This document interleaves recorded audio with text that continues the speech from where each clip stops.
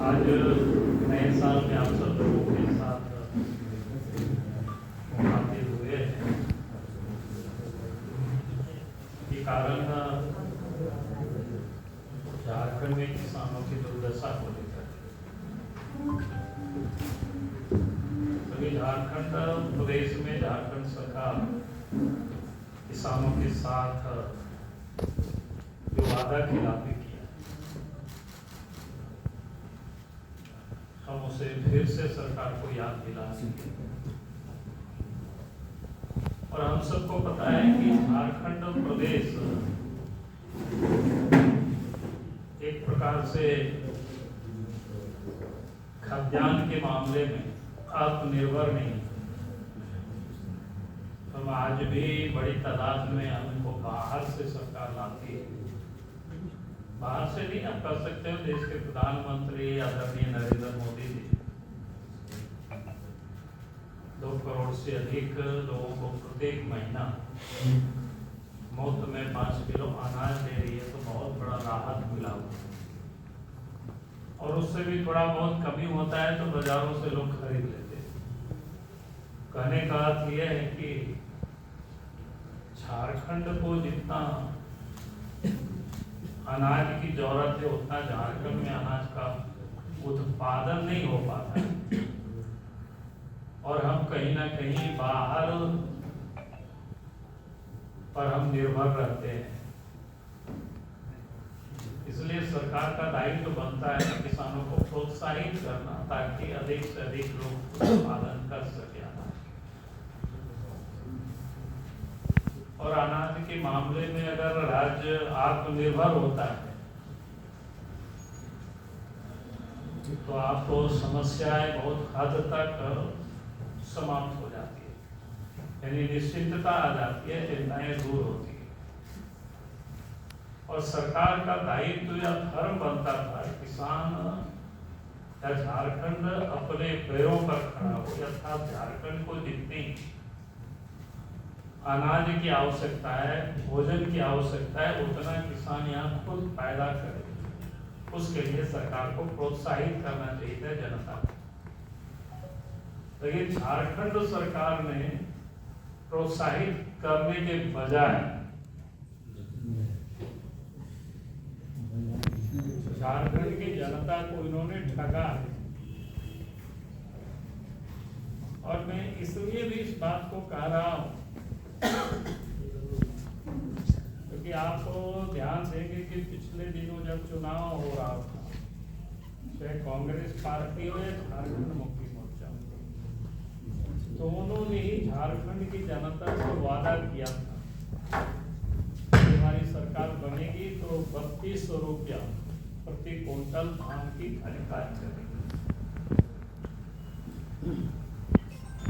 100 रुपया प्रति क्विंटल खरीदारी के बजाय उन्होंने सीधे 2300 रुपया में खरीदारी कर रही है और मात्र 100 रुपया बोनस, यानी इसको 2400 रुपया कर सकते हैं।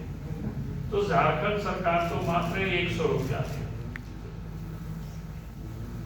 तो कुल मिलाकर के घोषणा के हिसाब से प्रति क्विंटल 800 रुपया की कटौती सरकार ने कर दी। तो किसान कैसे प्रोत्साहित, और उसमें भी झारखंड देश में जो किसान मात्र यहाँ धान ही बेच पाते और कोई दूसरा फसल होता नहीं है उतना जो बेच सके। गेहूं भी यहाँ नहीं के बराबर होता है सिंचाई के अभाव में, तिलहन हो या दलहन हो ये भी नहीं के बराबर होता है। और भी जितनी फसलें हैं जिसको एमएसपी के दायरे में लाया गया है तो आपको खोजना पड़ेगा वो फसल यहाँ होता है। तो कुल मिलाकर के झारखंड की सरकार को किसान अपने पैरों पर खड़ा हो, उसके लिए सरकार को सोचना चाहिए था। उसके लिए विशेष ध्यान देकर के सरकार को खरीदारी करनी चाहिए, लेकिन सरकार ने इस काम को किया नहीं, बल्कि उल्टे उन्होंने 800 रुपया की कटौती कर दी। तो किसान कैसे प्रोत्साहित होंगे और किसान कैसे आगे बढ़ेंगे और किसान खेती के प्रति कैसे अग्रसर होंगे।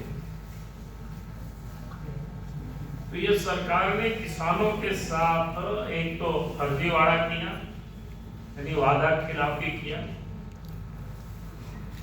और दूसरा किसानों को एक तो विलंब से खरीदारी भी प्रारंभ किया, वो भी दिन भर किसानों को खड़े रहना पड़ता है, वहां भी कोई दुकान खुला नहीं रहता है, जो शिकायतें आई जगह जगह से, ताकि किसान हार मार करके कहीं अन्यत्र बाजार में 1800-1900 रुपया कुंटल धान बेचने को मजबूर है। ये सब जगह की यही शिकायतें आ रही है। फिर किसानों की भी धान को प्रत्येक कुंटल मॉइस्चर के नाम पर 10 से 15 किलो वजन में सीधे उसको भी कटौती कर रही है। यानी एक तो उन्होंने कीमत में उनकी कटौती की जो उन्होंने घोषणा के अनुसार नहीं किया।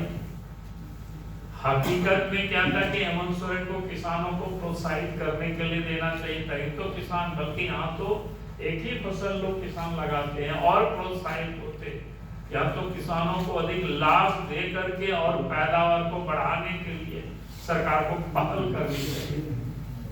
लेकिन सरकार ने जिस प्रकार से पिछले साल या उससे पूर्व भी आप सब लोगों ने देखा होगा कि पहले 1-2 मौसम में तो फसल ठीक से नहीं हुआ, जितना हुआ भी तो एक साल में पैसा लोगों को दिया।